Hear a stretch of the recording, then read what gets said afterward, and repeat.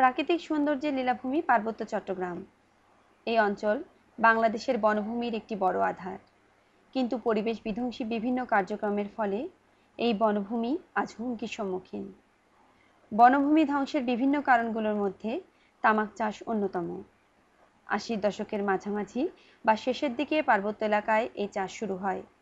বর্তমানে পার্বত্য এলাকার বিস্তীর্ণ অঞ্চল জুড়ে তামাক চাষ হচ্ছে। তামাক চাষ ও তামাক শুকানোর কারণে ধ্বংস হচ্ছে পার্বত্য এলাকার বিস্তীর্ণ বনভূমি। বিভিন্ন তামাক কোম্পানির প্রত্যক্ষ তত্ত্বাবধানে এই চাষ পরিবেশের ব্যাপক ক্ষতি সাধন করলেও সামাজিক বনায়ন এবং অর্থনৈতিক সমৃদ্ধিমূলক প্রচারণার মাধ্যমে আড়াল করতে চাচ্ছে প্রকৃত সমস্যা। দেশের পরিবেশ রক্ষার স্বার্থেই এই বনভূমি রক্ষা করা প্রয়োজন। তামাক চাষের সমস্যাগুলো চিহ্নিত করার লক্ষ্যেই আমরা পরিদর্শন করেছি পার্বত্য চট্টগ্রামের বিভিন্ন এলাকা।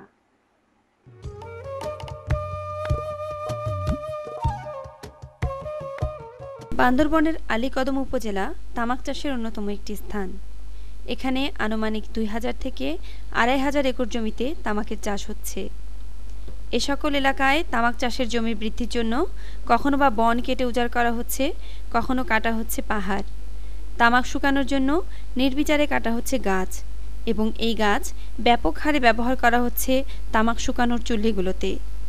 যদিও তামাক কোম্পানিগুলো বলে থাকে চুল্লিতে তামাক শুকানোর জন্য তারা কাঠের গুঁড়া, খড়, তুষ ইত্যাদি ব্যবহার করছে, কিন্তু অনুসন্ধানে সকল চুল্লিতে কেবলমাত্র কাঠ পোড়াতেই দেখা গেছে। পাহাড়ে যে পরিমাণ ধান হয় তার তুষ দিয়ে কতটুকু তামাক পোড়ানো সম্ভব সেটি ভাববার বিষয়। স্থানীয় লোকদের মতে তামাক কোম্পানিগুলো এ ধরনের প্রচারণার মাধ্যমে সচেতন মহলের সহানুভূতি আদায় করতে চাচ্ছে। পরিদর্শনে চকরিয়ার একটি তামাক কোম্পানির অফিসে তুষের চুলার মডেল ছাড়া বাস্তবে কোথাও কোনো তুষের চুলার ব্যবহার আমাদের চোখে পড়েনি। তামাক চাষিদের কাছ থেকে জানা যায় এক ঘর তামাক পোড়াতে সাধারণত ৩০ মণ বা তারও অধিক পরিমাণ কাঠ পোড়াতে হয়। ১ একর জমির তামাক পোড়াতে এর পরিমাণ দাঁড়ায় ১৫০ মণেরও অধিক। তামাক পোড়ানোর জন্য এ সকল কাঠ সরবরাহ করা হয় পাহাড় থেকে। দরিদ্র মানুষেরা পাহাড় থেকে গাছ কেটে এই কাঠ সংগ্রহ করে এবং তামাক চাষিরা তাদের কাছ থেকে তা ক্রয় করে। এভাবেই ধীরে ধীরে পাহাড়ি অঞ্চলের বনভূমি উজাড় হয়ে যাচ্ছে। আমরা তামাক চাষ করার ফলে গাছ যেমন উজাড় হচ্ছে তেমন আমরা বাগানও আবার করতেছি। আসলে তো যে পরিমাণ কাঠ কাটা হচ্ছে সেই পরিমাণ লাগানো হচ্ছে না।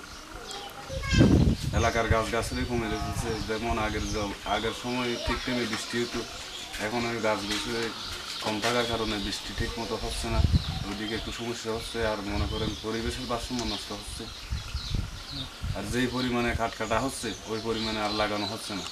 আগামী ১০ বছর যদি এভাবে তামাক চাষ চলতে থাকে, যদি যারা সমাজে বিত্তবান মূল্যে বা যারা জ্ঞানী মানুষ আছে ওনারা যদি বনের দিকে নজর না দেয়, তাহলে আগামী ১০ বছরে পাহাড়ে কোনো গাছই থাকবে না। তামাক চাষের জন্য সেচ দেওয়া হয় কাছের নদী অথবা খালের পানি থেকে। এজন্য কোথাও কোথাও নদী অথবা খালপাড়ের জমিকেই তামাক চাষের উপযোগী হিসেবে বেছে নেওয়া হয়। তামাক চাষের জন্য প্রয়োজন ব্যাপক পরিমাণ রাসায়নিক সার ও কীটনাশক। জমিতে ব্যবহৃত এ সকল রাসায়নিক দ্রব্য পানির সাথে সরাসরি নদীতে গিয়ে মিশছে।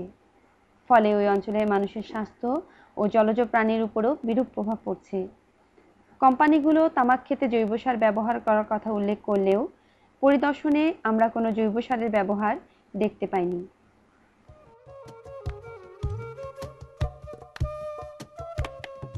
পরিবেশ সমস্যার পাশাপাশি এই অঞ্চলের অধিবাসীরা তামাক চাষের কারণে চর্মরোগ, শ্বাসকষ্ট সহ নানান জটিল রোগে আক্রান্ত হচ্ছে। তারা বলেন, সাবান ছাড়া মানে আর কি ভাত খাওয়া যায় না, চামচ দিয়ে খাওয়া লাগে। তারপর ৮-১০ বার মধ্যে সাবান দিলে তিতাটা খায় না, তিতাটা মানে আর করতে যায়, তারপর ভাত খাওয়া যায়।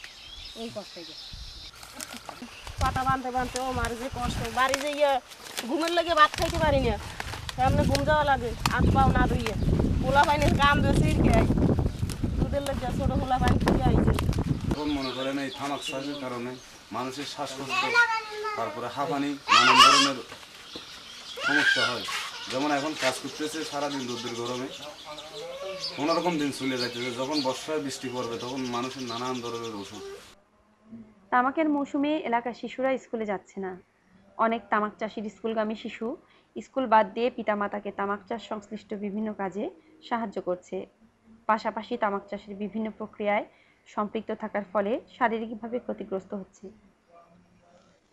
গরিব মানুষ, ছেলে মেয়ে স্কুল দিতে পারি না।